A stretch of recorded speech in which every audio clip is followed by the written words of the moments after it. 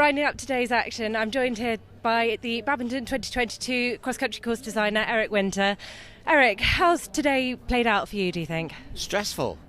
Very stressful. I'm thinking next time we're just going to do a lot of little roll tops and nothing very exciting, but really good, very interesting. A lot of very different questions out there.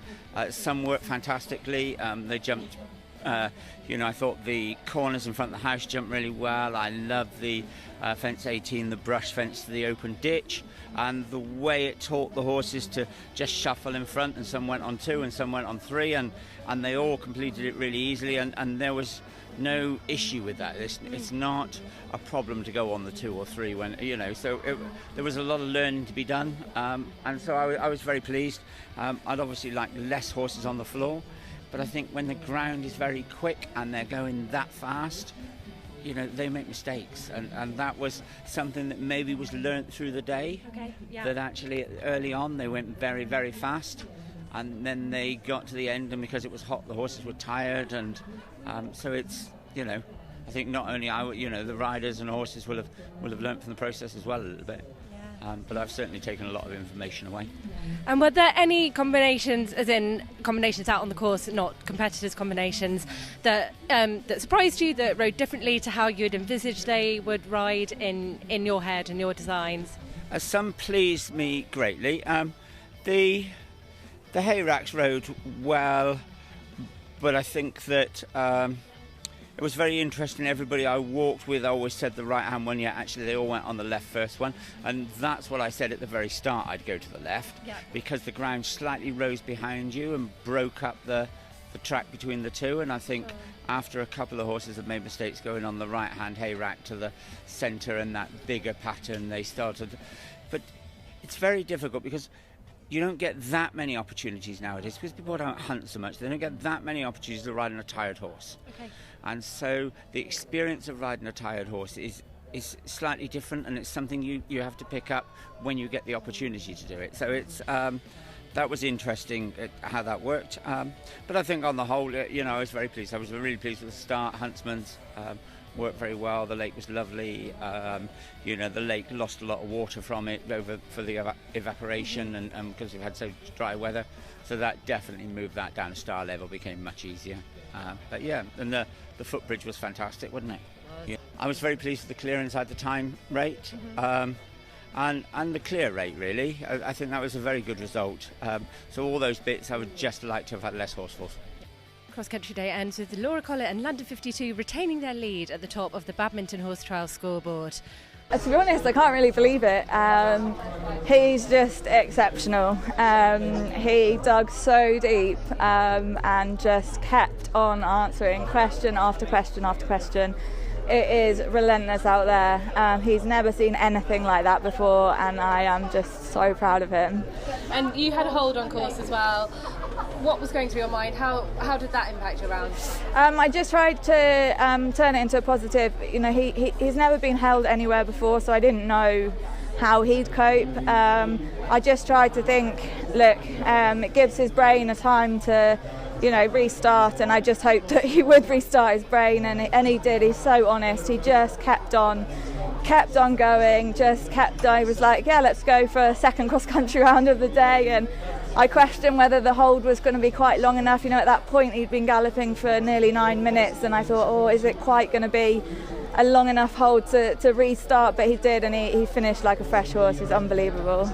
And how does the feeling compare? Obviously you've had some amazing achievements with him galloping across that finish line here at Badminton. Oh, there's just, I can't put into words. The feeling I had crossing the finish line in Tokyo, I just never ever thought anything would match that, and this match is it, and the crowds here. I just want to say thank you to everybody who cheered me round, and it does help. It really does. It keeps us going, and we know everyone's right behind us.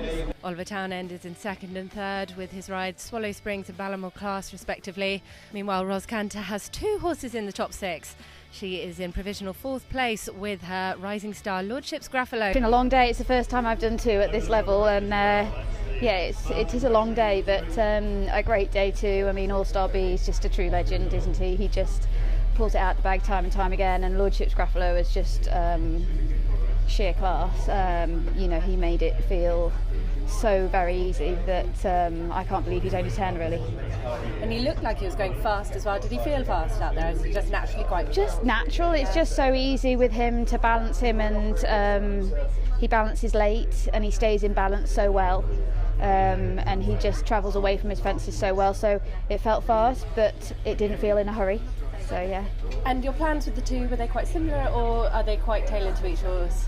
They're both quite different to ride, but the plan, you know, of action in terms of lines and everything was the same, yeah, but very different to ride. Albie is as genuine as the day is long, but body-wise isn't half as adjustable.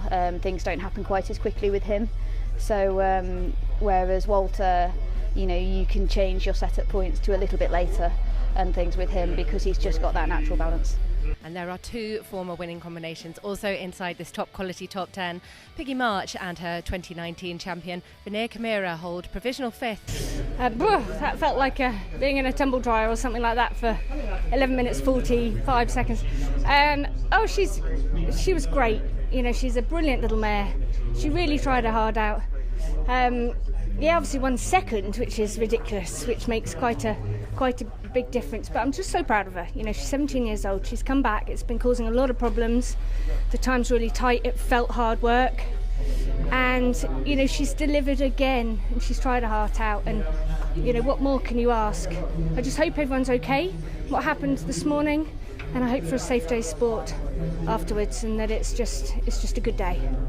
While the 2018 title holders Classic Moe and Janelle Price are in 7th overnight with what was their 11th consecutive 5-star cross-country clear. She did give me a lovely round. I'm just so delighted for her, you know, in a funny way. I sort of feel more pressure going out cross-country on her than anything else, you know, because she has such a phenomenal record. She's known as being pretty quick, one of the quickest. So, you know, I sort of know if anything goes wrong, it's really on my shoulders, but I'm just really pleased that I did her well today, and she really delivered the goods. And 19 as well, you would not know it looking at her. She was having a wonderful time. She was, yeah, she looks, I mean, we wouldn't have brought her here if we weren't totally happy. It's always been on the basis of one day at a time. You know, we brought her back in this year, just literally one day at a time, but, you know, I can honestly say she's had a fantastic preparation and deserves to be here. And were there any sticky moments? No, I said I got a little backwards to the Vicarage V, made her work a little bit there, but apart from that I think it was pretty smooth. Laura Collett has a fence in hand in tomorrow's show jumping phase, and with just over 12 penalties separating the top 10, it certainly is all to play for on the final day of the 2022 Badminton Horse Trials presented by Mars Equestrian.